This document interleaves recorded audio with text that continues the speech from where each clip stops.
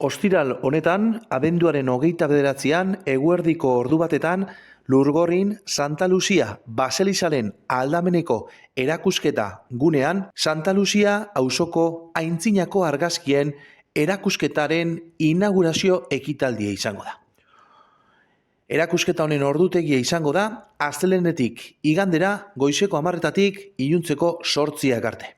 30. hamarkadatik hasi eta gaur egunera arte, erakutsiko dira bertan, tamainu handiko 21 argazki. Benetan ere, auzoko ondarea balioan jartzeko ekimena.